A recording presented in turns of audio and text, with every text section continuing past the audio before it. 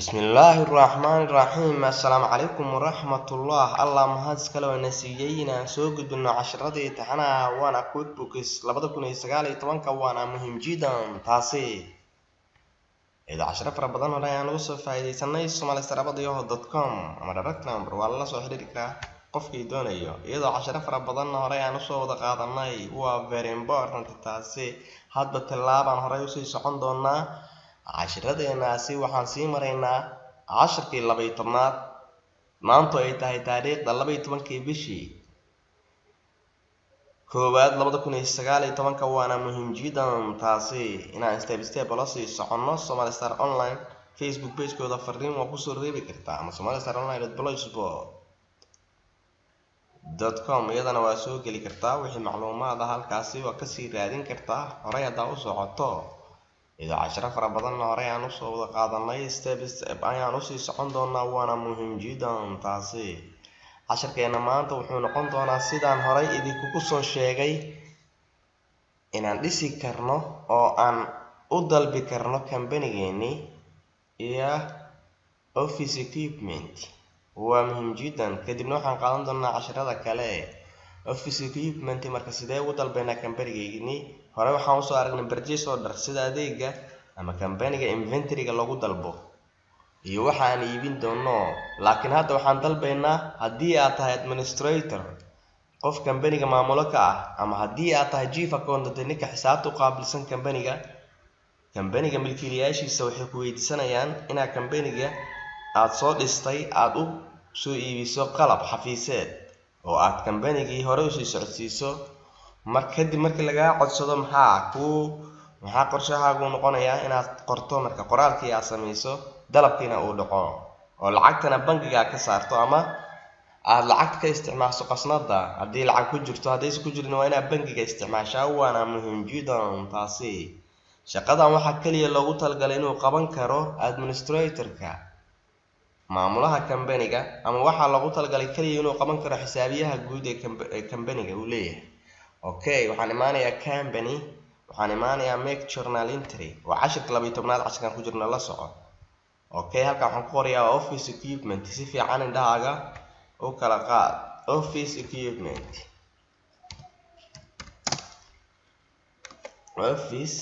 equipment waa kan halkan u yaala laakiin waa qoraynaa laga si fiican ugu aragtaan equipment office equipment okay halkan waxaan dibid gareynayaa ma yaqaano marka account-yada waxaan ku baranaynaa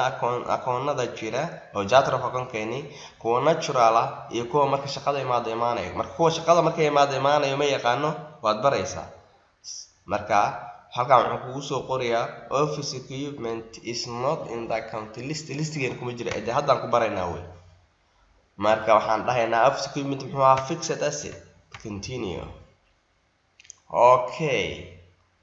marka description waa raacin kartaa waa qalabkii aan xafiiska u soo iibiyay markaan furaynay company-ga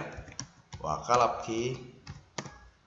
oo kale xafiiskeena waa dhigi kartaa aan u soo iibinay kuraasta iyo miisaska kale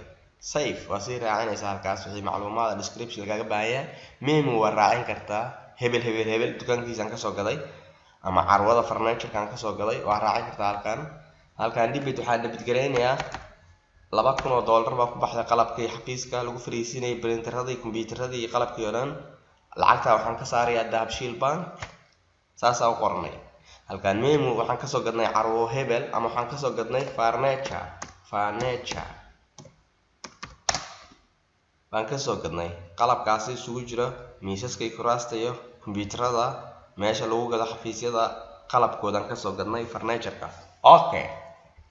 waxaan soo qornay office equipment marka waxaan sameyn karnaa attach inaan ku qaadno file ahaan waa inaan printer gareyn karnaa oo cadeyn karnaa oo printer gareyn karnaa memorize baan u sameyn karnaa xasuusin save baan sii save gareysan karnaa okay save aan dhahayaa close haddii office equipment kale aan gadanay save and new labada daaqadood way bannaan yihiin haddii office equipment kale aan rabo inaan qoro save and new haddana mar labaad baan soo geliyaa laakiin haddaan intaa kaliya laga dalbaday inaan xafiiska ku qalabay $2,000 save and close baa iga filan waxaan baran doonaa company-geena hadduu ku jiro guri kiraas aan u bixino oo prepare rent waxay yiraahdaan cashirkan marka waa indhaha si fiican inaan ugu hayno.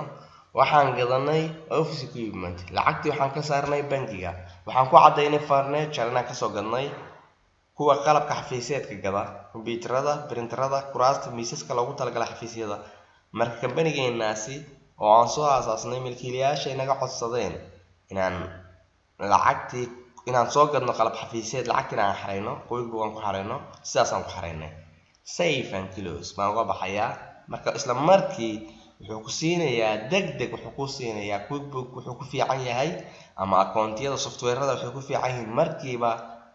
si u qoran yihiin baa si aad baa loo programiyey, si aad iyo aad dad khubaro ayaa soo programiyey. wuxuu ku siinayaa isla markii dhiraandhirin, ama wuxuu ku siinayaa message degdeg ah, go-aan waa gaari kartaa, ka noqon kartaa wey. QuickBook is now hadda uses fixed asset baad kusoo dartay item ah oo asset company hantidiisa ka mid noqon doono listigaagii. marka reportkaagii waad saxaysaa oo waad ku create gareynaysaa miya, mise waa ka noqonaysaa. marka waa create gareynayaa, waan kusoo xiray. marka reportkeeni haddii aan fiirino waxaa noo yaala fixed asset balance sheet kan dooranaya. report baan soo doortay, balance sheet kan waa kan hanti kale company uu leeyahay. office equipment $2,000 waa halkaas ku cadda. office equipment baan kusoo darnay, waana $2,000 ku fadhiya. cashirkii 12aad baan ku jiraa kambanigeenii.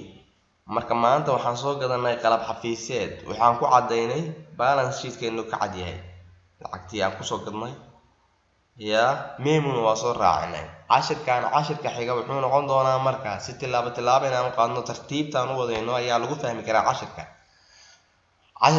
xiga wuxuu noqon doonaa sidaan ugu bixin karno haddii kambanigeena uusan lahayn guryo dhismo ah, uu leeyahay oo kiro ku jiro, sida kirada aan u bixin karno. akoonka ay raacaysana halkaan aan kusoo cadayn doonaa.